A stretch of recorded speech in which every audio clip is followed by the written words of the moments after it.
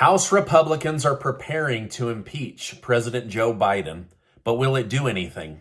Tucker Carlson says some of the most truthful and crazy things I've ever heard in a single sentence, and some very important evidence has come out in the Georgia versus Trump indictment case. Thank you so much for liking and sharing these videos on Twitter and Facebook and Telegram. It really helps me out, so thank you so much. America's First Legal, a nonprofit organization aimed at opposing the Biden administration, has just filed a lawsuit which aims to secure records from Hunter Biden's company, Rosemont Seneca, which operated in the early 2010s. The lawsuit was posed against the National Archives, the NARA, after they refused to hand over the documents because they included confidential advice between then Vice President Joe Biden and White House advisors. While some emails remain redacted, NARA did release some that were not covered by executive privilege. Some of the released emails date back to 2011 and appear to document the start of Hunter Biden's business relationship with China. In fact, Breitbart News reported that Hunter Biden started traveling to China just months after Chinese officials attended a dinner at the White House that he helped plan. America's first legal president, Gene Hamilton, commented on their recent findings, stating these records provide even more evidence that no daylight existed between Hunter Biden's foreign business dealings and the office of vice president during the Obama administration. Now, with all that being said, I know a lot of you are asking, if there's so much evidence, Stephen, against President Joe Biden, why don't Republicans try to impeach him? Well, according to a new Sean Hannity interview with Representative James Comer, it appears they will. Comer stated, "I think there's consensus in our conference now that we're going to have to go to impeachment inquiry. Obviously, that will show will be Speaker McCarthy's call, but I feel like we're there now."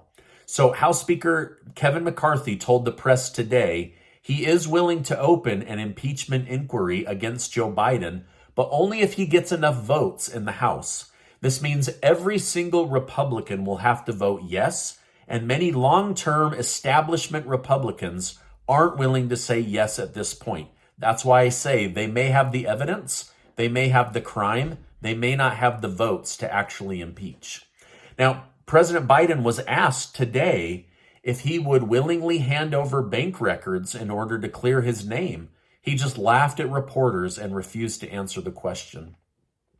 Down in Georgia, Secretary of State Brad Raffensperger testified that former President Trump was not demanding he rig the election during the famous Find the Votes phone call. According to law professor Jonathan Turley, Raffensperger stated the call was extraordinary because Trump asked for a recount, but not criminal because he did not demand him to create new votes. Now, Turley stated Trump's participation in the call was extraordinary and his demands were equally so. However, the reference to the vote deficit is demanding continued investigation was a predictable argument in such a negotiation settlement. Unsupported legal claims may be sanctionable in court, but they have not been treated as crimes. So basically, Trump asking that they do a recount is very different than asking him to rig the vote in Trump's favor. And so they're saying this is kind of a big bombshell testimony that blows a huge hole in Fani Willis's case.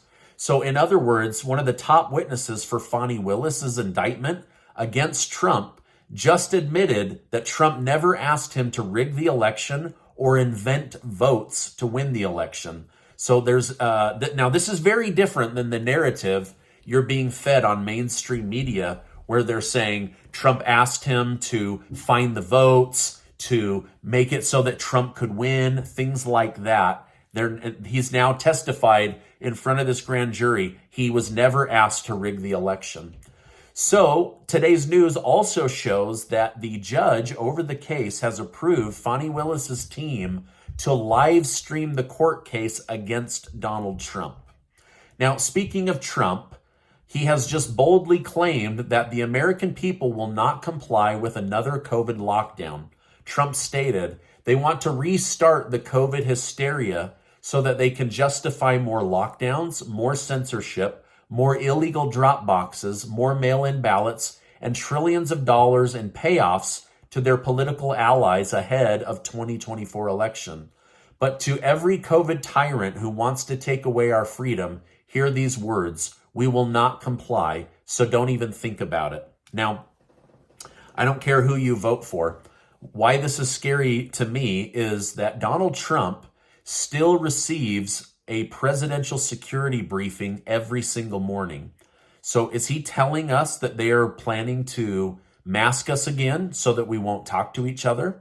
Or do they plan to lock us in our homes, close down our businesses?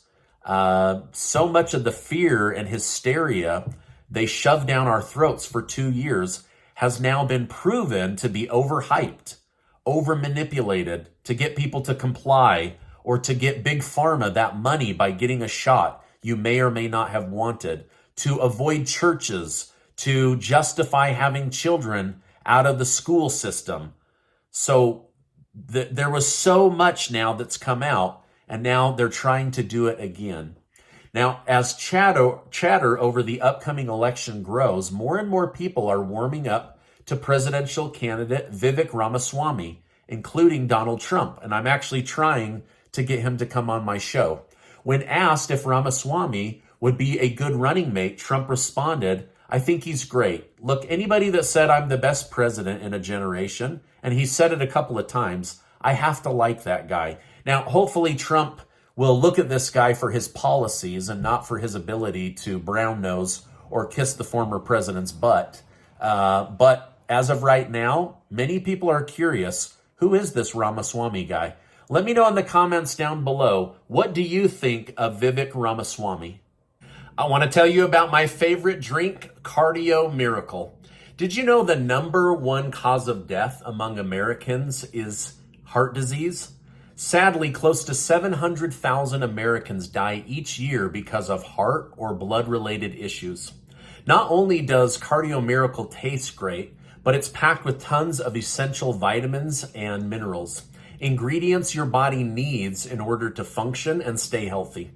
The standard American diet, or SAD, leaves us vitamin and nutrient deficient, which over time can make us sick, tired, or function at suboptimal levels.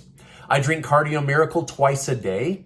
It's cheaper than a cup of coffee, and it's better for you too. So if you want a great tasting drink that can improve your health, Cardio Miracle is the best option out there. I can honestly tell you that I feel better and more energetic after drinking Cardio Miracle. I'm going to leave a link below so that you can learn more. I think you'll love them as much as I do. So give them a try today and get 10% off. All right, now let's get back to today's news update. A new report out today shows President Biden has sent 0.1% of the money he sent to Ukraine over to the struggling people of Hawaii. 0.1%. Let that sink in. These are tax-paying Americans, mostly Democrats, and he's basically shown them through his deeds, I do not give a crap about you. I went on 2 vacations and then sent you 0.1% of the money I just sent to Ukraine. I mean, it is a huge middle finger to Biden voters over in Hawaii. It's just sad to me. We now have an update on Senator Mitch McConnell after he froze for a second time during a news conference. After the incident, Capitol physician Dr. Brian Monahan consulted with McConnell and deemed him medically able to serve. He said that this was likely lightheadedness caused by a concussion Mitch McConnell received a few months ago, on top of the fact that the senator was dehydrated. Now, do you believe this is true? Or is this just a bunch of Washington, D.C. spin in order for the media to have talking points and Mitch McConnell not to lose his job? Well, Former Fox News host Tucker Carlson made some crazy claims on the Adam Carolla podcast. He said he believes those that want Trump to stay out of the White House will attempt to assassinate him. Here's exactly the dialogue. They indicted him 3 times, and every time his popularity rose. If you begin with criticism, then you go to protest, then you go to impeachment, then you go to indictment. None of them work. What's next? Graph it out, man. We're speeding towards assassination, obviously. No one will say that, but I don't know how you can't reach that conclusion. Now, I mean, Donald Trump runs his mouth, right? And he's made a lot of fans and he's made a lot of enemies. But do you think the deep state is really planning another JFK event on Donald Trump in order to keep him from power? Let me know your thoughts down below, but this is what Tucker Carlson believes is going to happen down the road. The White House has just confirmed reports that a human smuggler with ties to ISIS has been helping migrants cross through the U.S.-Mexico border.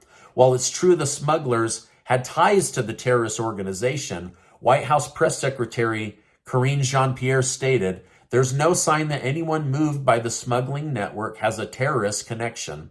Now, in response to the news, Republican Representative Ken Buck stated, "It's way past time the Biden administration works with us on border security. This is just the latest example of why we need to secure the border."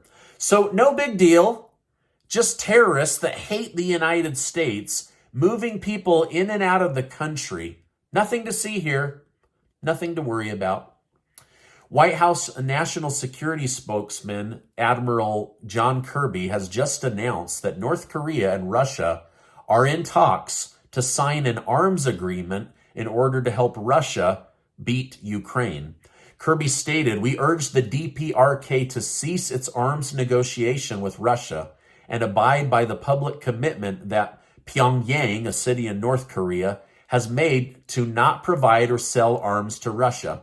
Similarly to Ukraine, Russia also is running low on ammunition, and this is likely why they are trying to set up alliances with Iran and with Saudi Arabia and also now with North Korea. Now, this is my update for today. As I know more, I will come on and share more with you. Before you go, let me just remind you that you are amazing. I would love it if you gave this video a like. Please hit that subscribe button and check out these important videos. Also, go check out Cardio Miracle. It tastes amazing. It makes me feel amazing. I have felt such a huge difference in my thinking, in my energy, in my performance. It really is great, especially for men. I have found as a man, it's a really great drink. All right, I appreciate you stopping by today, and I will see you on the next video.